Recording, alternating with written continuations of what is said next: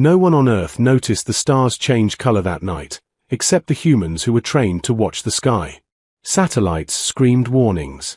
Radar screens bloomed with impossible shapes. And then the sky filled with light, not the gentle glow of dawn, but the hard, cold brilliance of a fleet that had crossed impossible distances to arrive here. The alien armada appeared without sound, hanging above Earth like judgment itself. Hundreds of ships, each larger than any human city, formed a perfect ring around the planet. To the rest of the galaxy, Earth was a small, forgettable world. To humanity, this moment would decide everything. The fleet belonged to the Car Dominion, an empire older than human civilization itself. They did not invade worlds out of hatred.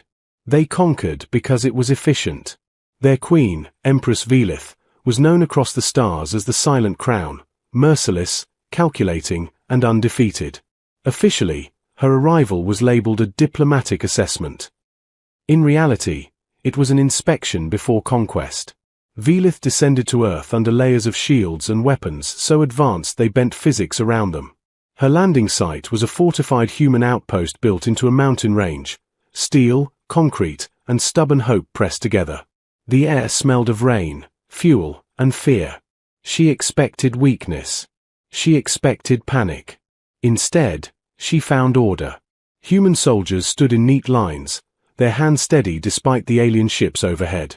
Their weapons were primitive by galactic standards, but their eyes were sharp. Curious. Defiant. Velith's attention narrowed. A translator unit hovered beside her, whispering language conversions into her mind. Human military protocol detected, it reported. Probability of resistance. High. Probability of success. Negligible. She dismissed the comment.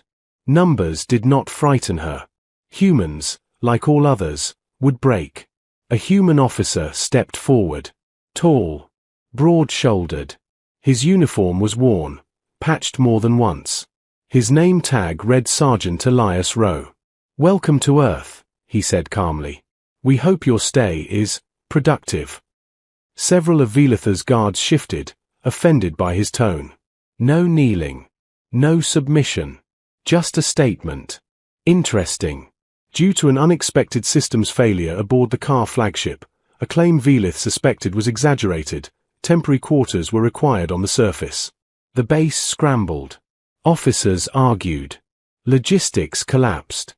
And through a chain of small, human mistakes, Velith was assigned to Barrack Section D, Room 17. Occupied.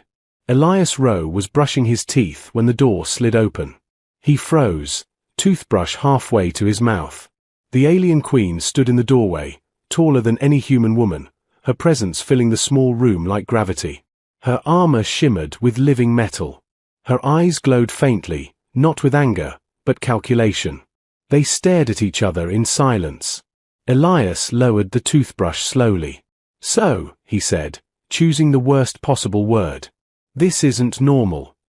The translator hesitated, then spoke for Velith. "You occupy my assigned quarters." Elias glanced at the bunk bed, the scattered data pads, the half-folded laundry. "Yeah, that tracks." A Car officer moved forward, clearly ready to remove him by force. Velith raised one finger. "Leave us."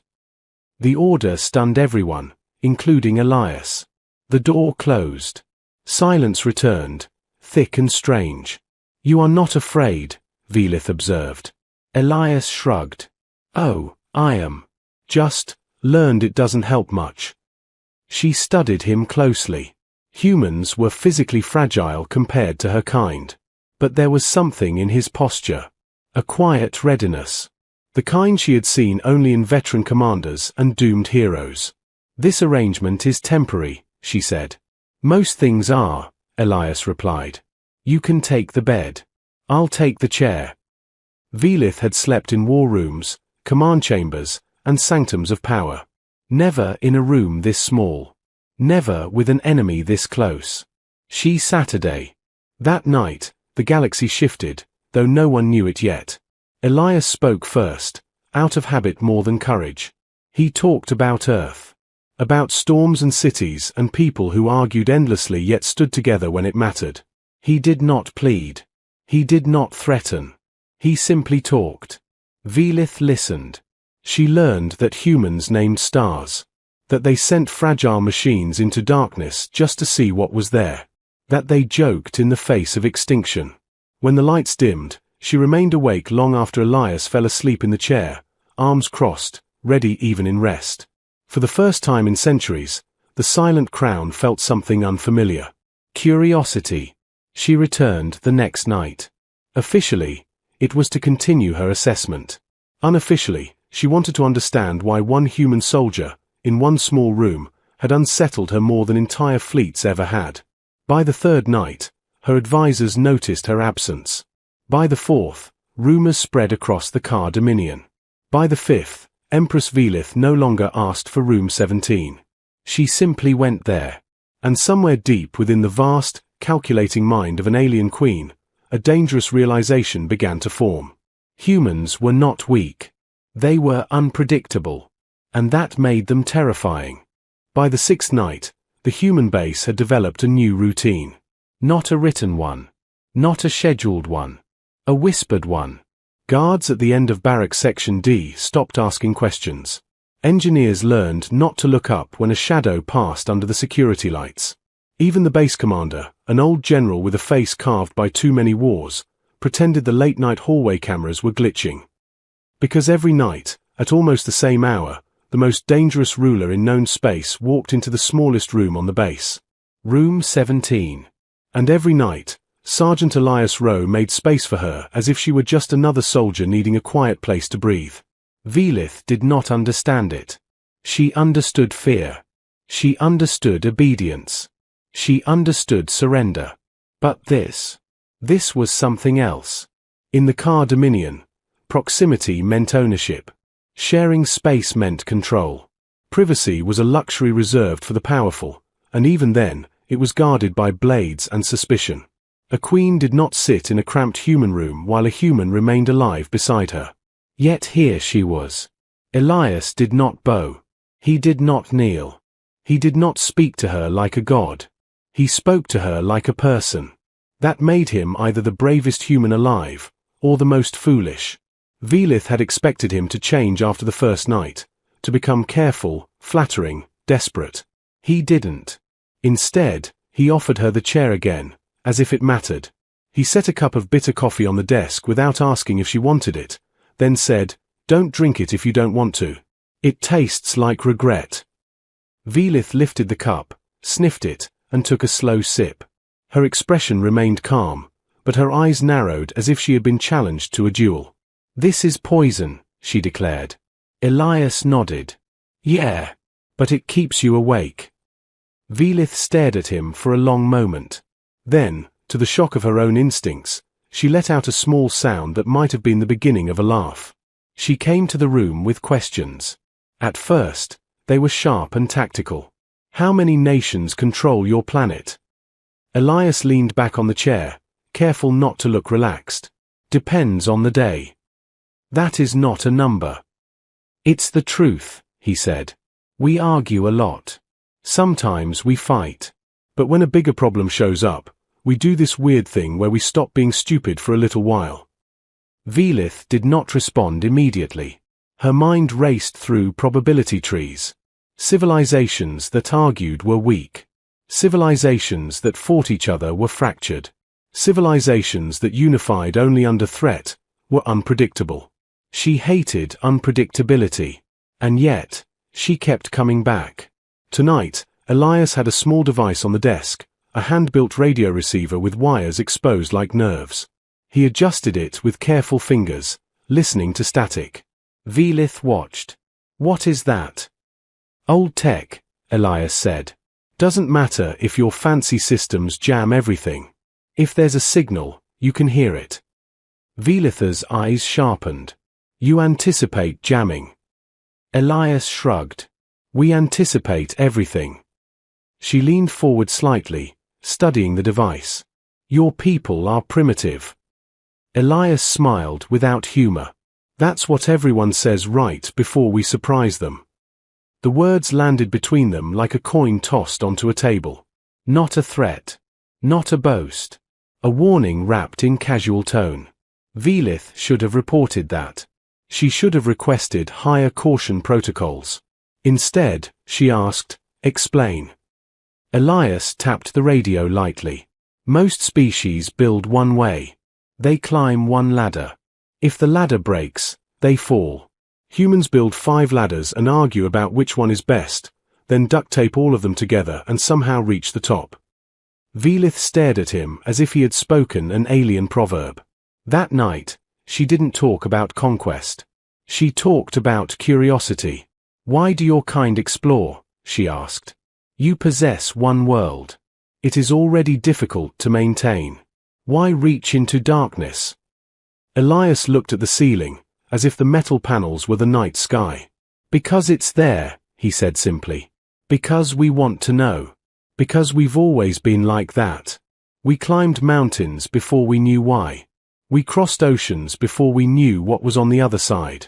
We don't do well with limits." Velith felt something tighten inside her chest. In her empire, limits were law. Limits were safety. Limits were control. Humans sounded like a species made of sparks flying in every direction. Dangerous, chaotic, impossible to hold. And the strange part was, she admired it. The next day, Velith's council demanded her presence. A car envoy named Lord Sithran arrived on Earth with a ceremonial staff and a smile that meant nothing good. His skin was pale grey, his eyes polished black like stones. He bowed to Velith in the base's conference room, surrounded by human and alien guards. "Your Majesty," Sithran purred, "you have been difficult to locate." Velith kept her face neutral. "I have been observing." "Of course," he said, voice smooth. "And the humans?" "They are interesting," she replied. Sithran's smile sharpened. "Interesting prey often bites." He leaned closer, lowering his voice. "Rumors travel faster than ships, Your Majesty. There is talk of you spending your nights among the humans. Among soldiers." Velith's gaze turned cold enough to freeze air. "Rumors are for weak minds," she said. Sithran bowed again, but his eyes remained hungry. "Then allow me to offer a solution. Return to your flagship tonight. The Dominion's leadership requests reassurance. Your presence is required." The humans at the table pretended not to listen. But Elias was there, standing near the doorway as security, his face unreadable. Velith looked toward him for a fraction of a second, so small it could be denied. Then she turned back to Sithran. "I will decide where my presence is required," she said. Sithran's smile did not fade, but the air grew heavier. That night, Velith still went to room 17. But Elias knew something was wrong the moment she stepped inside. "You're tense," he said. Velith didn't answer right away. She closed the door and stood still, as if listening to the building itself. "There are eyes watching," she said softly. Elias nodded. "Yeah. Been feeling that too." Velith faced him, her posture straight as a blade. "If my council believes I am compromised, they will remove me." Elias frowned. "Remove you how?" Velith's expression did not change. "Assassination. Replacement. Political accident. Whatever keeps the Dominion stable." Elias stared at her, and for the first time he looked genuinely shocked. "You're telling me your own people would kill you because you're talking to a human in a small room?" Velith's eyes hardened. "They would kill me for breathing in the wrong direction if it threatened their control." Elias exhaled slowly. "Sounds like a great family." Velith ignored the sarcasm, though something in her gaze flickered, an emotion she didn't name. Elias leaned forward slightly. "Why are you still coming here, then?" The question hung in the air. Velith could have lied. She could have said strategy, diplomacy, observation. Instead, she said the truth, because something about this room made lying feel useless. "Because here," she said quietly, "I am not surrounded by masks." Elias's expression softened. "Yeah," he murmured. "I get that." They sat in silence for a moment, the hum of the bass filling the gaps. Then Elias reached under his bunk and pulled out something wrapped in cloth. He placed it on the desk carefully. Velith watched, suspicion rising. "What is that?" Elias unwrapped it. Inside was a crude, palm-sized metal object with wires and a small battery unit. Velith's eyes narrowed. "An explosive." Elias shook his head quickly. "No. It's a jammer. A little one. Built it from scrap and old drone parts. It can disrupt short-range surveillance signals." Velith stared at it, then at him. "You built this?" she asked, voice tight with disbelief. Elias shrugged. "It's not perfect. But it might keep certain people from listening in on this room." Velith's mind flashed through 100 tactical scenarios. He had built a countermeasure without advanced tools. Without alien tech. Without being asked. Just because he saw a problem, and decided to solve it.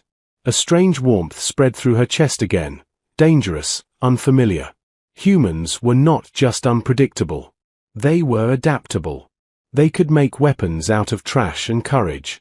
And Velith realized something else. If the Dominion feared her visiting this room, it wasn't because she was weak. It was because the Dominion was terrified of what humans could become if someone powerful stopped treating them like prey. Outside the barracks, down the dark hallway, a hidden camera clicked softly. Someone was still watching. And tonight, for the first time, Velith understood the truth. This was no longer just a secret habit. This was a battlefield. And Room 17 was the front line. The first sign that things were going wrong came quietly. No alarms. No explosions. Just silence. In the early hours before dawn, Earth satellites began to go blind. One by one, feeds froze, then vanished. Long-range radar showed empty space where the alien fleet should have been. But the ships were still there. They had simply stopped letting themselves be seen.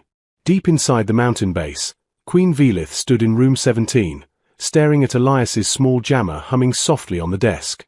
The device was crude, uneven, imperfect. And it worked. Her personal security feed showed nothing. Her advisor's monitoring signals bounced uselessly away. Elias noticed the change in her posture immediately. "That bad?" Velith nodded slowly. "The Dominion is preparing a test." Elias frowned. "Test of what?" "Of you," she said. "Of me. Of whether humans are worth the cost of conquest." She turned to face him fully. "They will not attack first. They will provoke. Observe. Measure response." Elias rubbed his jaw. "So, psychological warfare." Velith tilted her head. "You already have a word for it." "We have several," Elias replied grimly. "None of them mean anything good." As if summoned by the conversation, the base lights flickered. A low vibration passed through the walls, not an impact, but a pressure like the air itself had tightened. Then every screen in the base turned blue. A symbol appeared. Sharp lines. Perfect symmetry. The mark of the Car Dominion. Across the planet, billions of humans saw the same image, followed by a single translated message. Observe. Learn. Decide. In the command center, chaos erupted. Generals shouted. Technicians scrambled. Analysts argued over whether this was a threat or a warning. Elias was pulled from Room 17 within minutes, ordered to his unit. Velith watched him go, something unfamiliar clawing at her focus. Concern. For the first time in centuries, she considered the possibility that she might lose someone, not to war, but to politics. The Dominion's test began with restraint. Alien drones descended into Earth's upper atmosphere, slow and visible. They hovered over cities without firing a shot. They disabled power grids in controlled patterns. Never hospitals, never life support systems. Not cruelty. Demonstration. They wanted to see how humans reacted when pressed but not crushed. Panic spread through the streets. But it did not turn into surrender. Instead, something else happened. Human networks rerouted power within minutes. Engineers jury-rigged systems. Local communities organized food and shelter without waiting for orders. Social media flooded with instructions, not fear. Velith watched from a secure chamber as reports streamed in. Power restored in Sector 12 using manual overrides. Civilian communication restored via analog systems. They're bypassing our signal locks. Her advisors grew uneasy. They adapt too quickly, one muttered. Yes, Velith said softly. They do. Then the Dominion escalated. A single-car warship descended into the atmosphere above the Pacific Ocean. It did not fire. It simply hovered, casting a shadow the size of a city. A message followed. Send a representative. Earth's leaders argued for only 30 seconds. Then they sent a soldier. Elias stood on the deck of a human carrier ship, staring up at the alien vessel. He was not the highest-ranking officer. He was not a politician. He was chosen because he had spoken to the Queen like a human. Velith watched the meeting through hidden channels, her expression unreadable. The car envoy who met Elias was Lord Cythron. Cythron circled him slowly, staff clicking against the metal floor. You are small, he said. And loud. Your species compensates for weakness with noise. Elias shrugged. Weird. We say the same thing about bullies. Cythron's eyes darkened. Careful. Elias met his gaze without flinching. You asked for a representative. I'm here. What's the test? Cythron smiled thinly. Simple. Compliance. Behind him, a hologram flared to life, showing a remote human settlement, isolated, lightly defended. Stand down your defenses, Cythron said. Allow us to occupy this location for 24 hours. No resistance. No interference. Elias felt anger rise, but he kept his voice calm. And if we refuse? Cythron leaned closer. Then we escalate. Slowly. Carefully. Painfully. Across the galaxy, this was how civilizations broke. Give them a choice where all options hurt. Elias looked at the image again. Then he did something unexpected. He laughed. Cythron recoiled slightly. You find this amusing? Elias shook his head. No. I just realized something. He tapped the comm unit on his wrist. You studied us. You watched our wars. You think you know how we respond to threats. Cythron straightened. We know enough. No, Elias said. You know how we lose. He smiled, tight, determined. You don't know how we improvise. He turned and walked away from the envoy without waiting for permission. That night, the Dominion attempted to occupy the settlement. And failed. Human forces did not meet them head-on. They rerouted satellite debris into unpredictable orbits, forcing the alien ship to adjust shields constantly. Fishing vessels jammed sensors with old radar pulses. Drones made from farming equipment flooded the air, confusing targeting systems. Nothing lethal. Everything disruptive. The Dominion had planned for strength. They had not planned for chaos used intelligently. Velith watched the battle unfold with growing awe. Humanity did not fight like an empire. They fought like survivors. When Cythron returned to the flagship, his composure was cracked. The humans do not follow patterns, he snapped. They fight like 1,000 separate minds. Velith finally spoke. That is because they are. She stood, her decision crystallizing.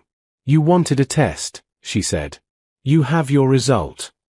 Cythron glared at her. You are compromised. No, Velith replied calmly. I am informed. She turned toward the viewport, where Earth hung blue and stubborn against the darkness. Call off the test, she commanded, or I will make my position public. Silence fell. Cythron's eyes widened. You wouldn't. Velith looked back at him, and for the first time, her smile was unmistakably human. Watch me. Far below, in room 17, Elias returned to find the door already open. Velith was there. You survived, she said. Elias grinned tiredly. So did your test. They stood in silence for a moment. Then Velith spoke the words that would change the galaxy. The Dominion underestimated you, she said. And they will not make that mistake again. Elias met her gaze. That a threat? No, she replied softly. A warning. For them. Outside, the alien fleet shifted formation. Not into an attack pattern, but into something far more dangerous. Negotiation. Negotiation terrified the Dominion more than war ever had. War was simple. You measured strength, applied force, and claimed what remained. Negotiation meant uncertainty. It meant acknowledging that the other side mattered. Above Earth, the car fleet shifted, slowly, deliberately, into a wide, open formation. No weapons charged. No shields flared. Across human networks, analysts froze in disbelief. They're backing off. No, one strategist said quietly. They are thinking. Inside the mountain base, Queen Velith stood before a semicircle of her own advisors, their holographic forms sharp with tension. Lord Sithran stood among them, his expression tightly controlled. You are endangering the Dominion, Sithran said. By delaying conquest, you invite rebellion. Other subject worlds will see weakness. Velitha's voice remained calm. They will see intelligence. Humans are chaotic, another advisor hissed. They cannot be controlled. Velith nodded once. Correct. Silence fell. She continued, and that is precisely why they are dangerous to conquer, and invaluable to ally. Sithran slammed his staff against the floor. This is madness. They lack interstellar travel. Their weapons are crude. Their politics are fractured. And yet, Velith replied, they resisted us without ever matching our strength. Her gaze sharpened. They did not outgun us. They outthought us. That was the sentence that broke the room. Across Dominion space, that truth was heresy. Sithran stepped forward. You speak like one of them. Velith met his eyes without flinching. Perhaps I finally listened.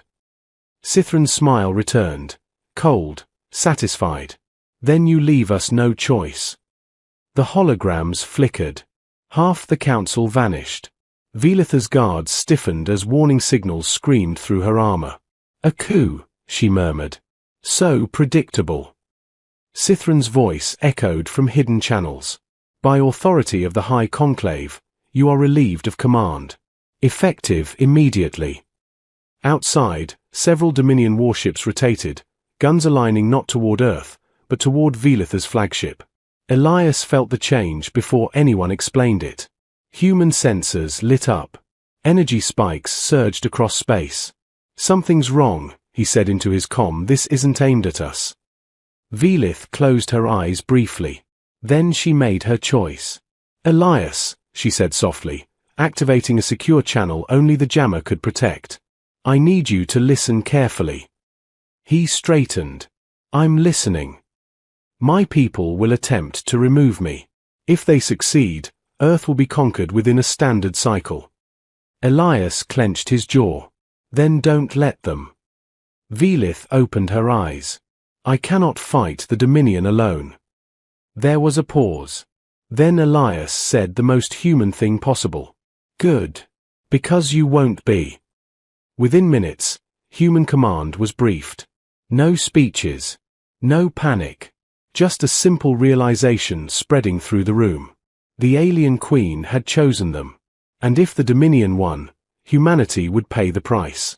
Humanity responded the only way it ever had. By doing the impossible. Engineers rerouted global sensor arrays, feeding data directly to Velitha's remaining loyal ships. Hackers cracked Dominion encryption, not by brute force, but by exploiting assumptions. The aliens had never imagined a species reckless enough to poke at their systems mid-crisis. Elias coordinated ground-based interference, using everything from weather satellites to civilian radio towers. Nothing elegant. Everything effective. When the first Dominion ship fired on Velitha's flagship, it missed. Its targeting solution collapsed under a flood of contradictory data. A second ship hesitated. A third powered down its weapons entirely. Confusion rippled through the fleet. Sithran roared orders, but chaos does not obey hierarchy.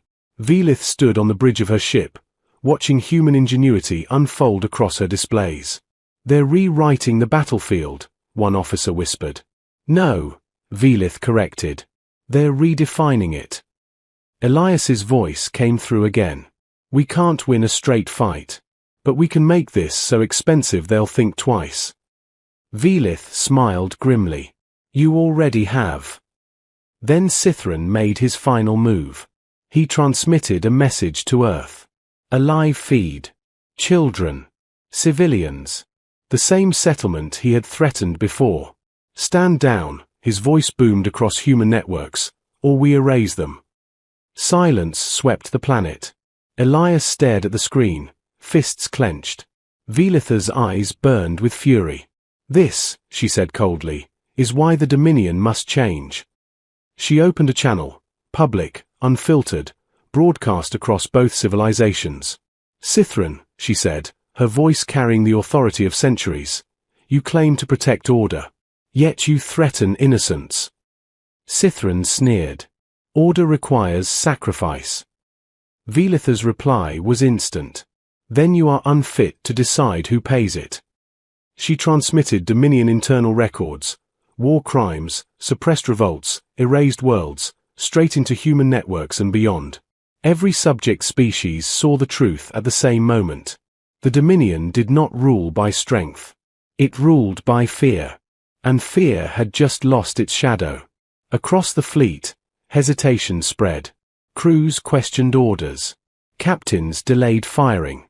Systems went into safe mode. Cythron screamed commands no one followed. On Earth, people watched an alien queen expose her own empire to save them. Elias exhaled slowly. "You know they'll come for you forever now." Velith nodded. "Yes." "Worth it." She looked at Earth, blue, loud, defiant. "At last," she said, "I understand why humans keep going." The coup collapsed within hours. Not because Velith crushed it, but because the Dominion fractured under truth. The fleet withdrew to a safe distance. Not in defeat, but in uncertainty. In room 17, much later, Velith sat on the edge of the bunk, armor removed, posture tired in a way no one had ever seen. Elias handed her a cup of coffee. She drank it without complaint.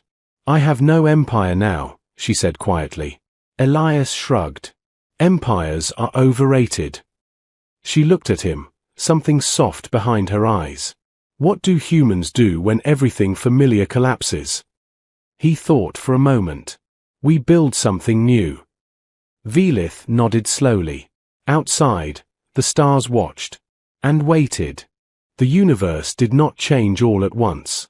It shifted quietly, the way gravity does, slow, invisible, and impossible to stop once it begins. Above Earth, the car fleet remained at a careful distance. No longer conquerors. Not allies yet either. Observers.